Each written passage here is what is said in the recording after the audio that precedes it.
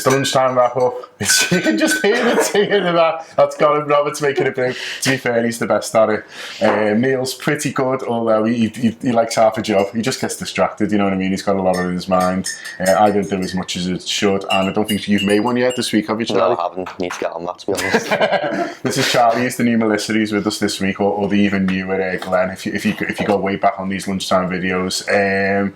Yeah, Charlie's been helping us out this morning, seeing what's going on with the news. So what have you got for me? Well, just start with transfer news, and obviously after everyone getting very excited the other night with Mario Götze, you've got a bit of a downer last night coming out about Marc-Andre ter Stegen allegedly going to Manchester City. Yeah, it's one that seems to be in all the papers at once, which normally means there's something about it.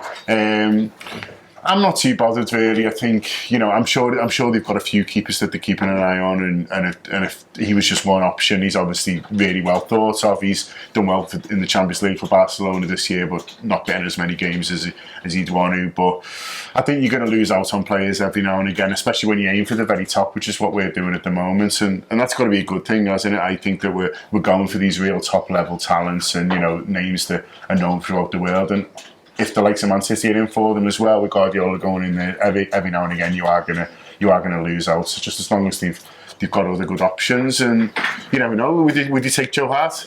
I'd definitely take Joe Hart. I mean, it's a question of whether or not City let him go, isn't it? But you know, depending on how bad his injury is as well. Yeah, but, yeah.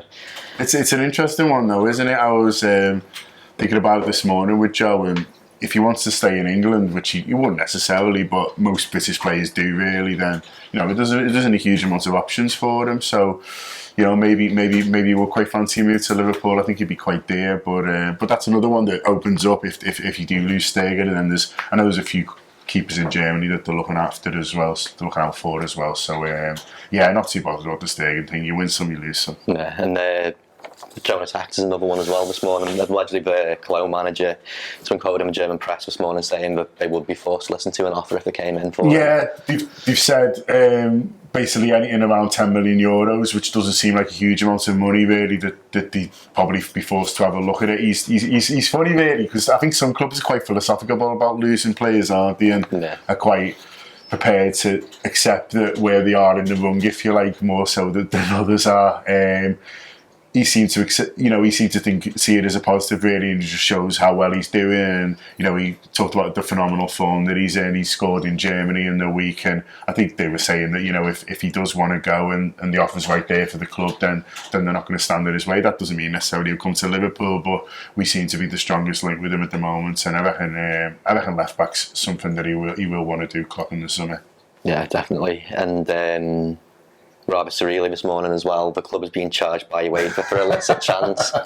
Yeah, I mean, when these charges came through, there was a lot of talk about what the charges might be, and I don't think it was this one that people were expecting. I won't say what it is because you're not allowed to swear on YouTube, but oh, Manchester! It starts with that. It starts with what Gareth just sang. Mate, if you swear off camera, is that fine? I don't know. That's just background noise. We can't make each other. It's that one. So I don't know. UEFA are mad. They're not as mad as FIFA, but they still are mad. And I think it's funny seeing where their priorities lie. You know, racism they're not too bothered on. You know what I mean? All the stuff, you know, with transfer bans, yeah, you know, you can get around that fine, you know, mocking deaths of people, all fine, saying something's full of excrement. No, you can't do that. That's a line in the sand. That is a line in the sand that you wait for the drawn it. So, you know, fair enough, we all know where we stand now, and we promise we'll never sing it again. It's mental. But Coutinho was coming back from international duty today as well. Yeah, it's a bit of a pain, that one. I mean, everyone seems to have come through unscathed, which is good, but Coutinho played a bit later. Most of the games were on Tuesday, weren't they? Brazil played Wednesday night in Paraguay. Coutinho didn't actually get on. He was on a new substitute, but with all the flights and everything, he's not going to be back till late Thursday. So it's just one of them where they'll have to have a look at him Friday and see what he's like, see how good his body clock is, and how well he recovers from the journey and stuff like that. I mean, you know, they're all first class and all that, aren't they? But it's still less than ideal. So I actually think in a funny way, it being later on the Saturday maybe helps because you got a bit more time to maybe analyse it on the Saturday and see how he is, then see how he slept. Maybe we can give him a lie-in on Saturday or something. Absolutely. I don't know, and then see where he is. But I mean, you'd want to start him Saturday, wouldn't you? Yeah, definitely, absolutely. But I mean, you could see him being used in impact. So if Firmino's back, that's an option as well because we've got a few more back. Milner's back from his suspension. Lallana played really well for England, I thought, in both games, and so there's kind of there's options there for him. Especially with Dortmund in 5 days' time as well. Might be an exactly. option. It's got to be thinking about that. But we'll see. And obviously, sad news came through last night. Former Tranmere manager Johnny King died at the age of 77. Yeah. Johnny's a bit of a powerhouse in the area, really. For people who don't know, he's been responsible for Tranmere's greatest period. Ian Prowse, who I know pretty well who's signalled from Amsterdam, who's probably one of the more famous Tranmere fans because that's only because they haven't got very many. Sorry, Ian, but he talks to me about Johnny King all the time. Every time we try and talk about football, he just wants to be talking about Johnny King. And he had a brilliant team for Tranmere in the 90s. They nearly came up to the Premier League. John Aldridge, ex-Liverpool, was playing for them at the time. Pat Nevin, ex-Everton, and a few other real good players as well. Robert was actually written something from our Facebook about his memories of Johnny King and that Tranmere side.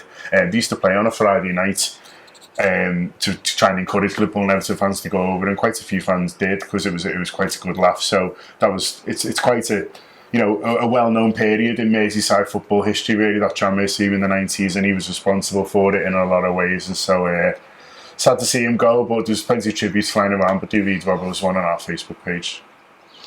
And what show's coming out today? Shows today, we recorded a Central League show, which is our show about the LFC Academy, under 21s, under 18s. We did that yesterday.